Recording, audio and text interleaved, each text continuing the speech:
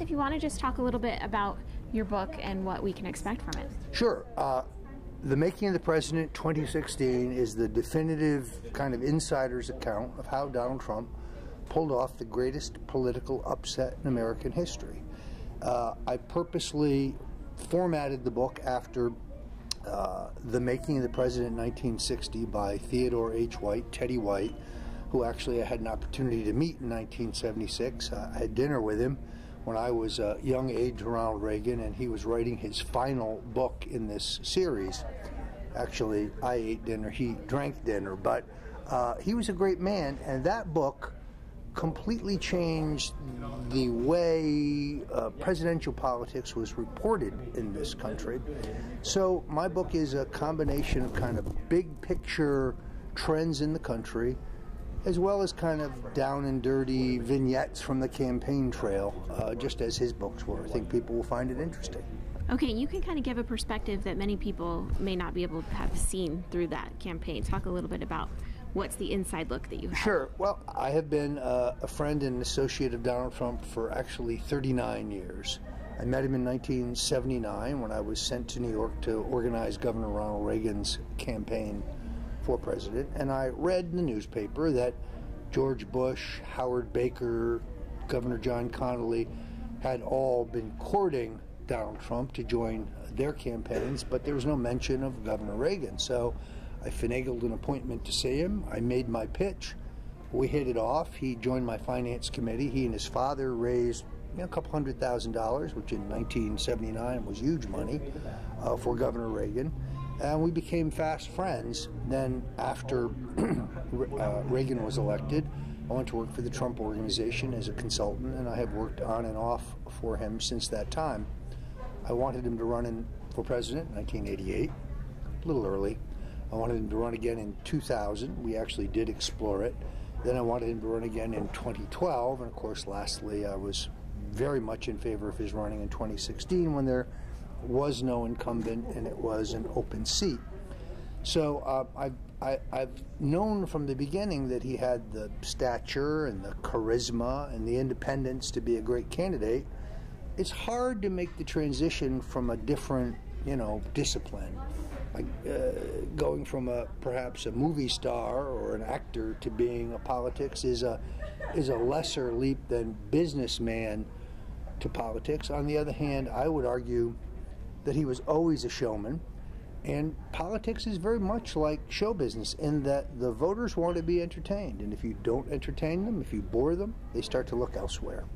Okay, and a topic of conversation right now is the Russians. Yes. And I know you've said publicly that you've had conversations with them, but they were not of any... Well, actually, I never had any conversations or contacts whatsoever with anybody who represented the Russian state. I specifically deny that, since I have no doubt that I have been under government surveillance since last June, and therefore have seen all my emails and monitored my phone calls and my texts. They now know that. I did have an exchange with a hacker named Guccifer 2.0, which came 6 weeks after the release of the DNC documents put forward by WikiLeaks. I specifically reject the idea that he's a Russian asset. I don't think we know that. Our exchange, which I've now made public, is entirely benign. It's innocuous. Who would conduct espionage on Twitter? Nobody. Okay, how do you think that turns out, the investigation, once it's over? All free and clear? Well, given the recent attack on Syria, I think the idea that Donald Trump was somehow in the pocket of Vladimir Putin just went out the window. If we're in the pocket of Putin, why did the president just kick him in the derriere? So I think most Americans realize that this is a feeble attempt to explain why the Democrats lost the election. They lost the election because they nominated a poor candidate who was out of energy, out of ideas, and seemed to be running simply on the basis that, it's my turn. Give this to me, it's my turn. And that's not the basis on which we elect presidents.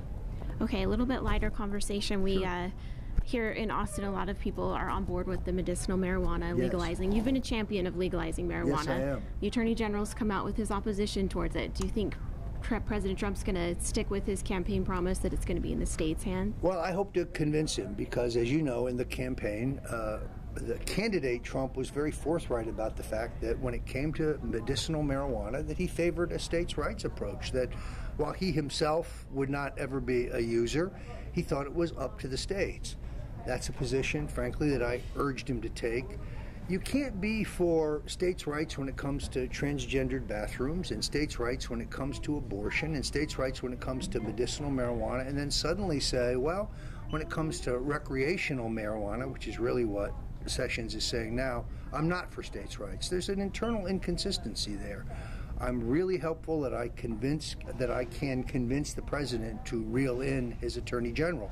As you probably saw, Attorney General Sessions said, good people don't use marijuana.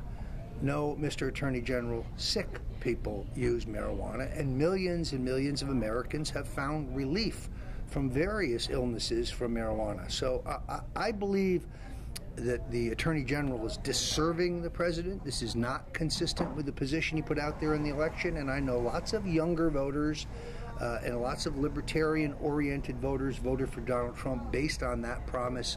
I think it's crucial the president keep his promise. Okay, one last question. Sure. 4 years Donald Trump, do we go down as a great, or how do you think the presidency is going to go? Well, we don't know that yet. He has the potential still today to be a transformational president, a truly great president.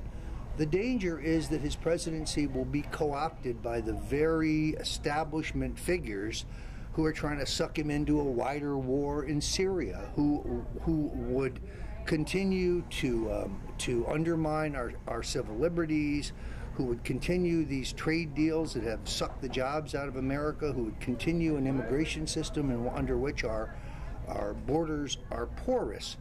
Those are the things that he ran on and he was very specific about.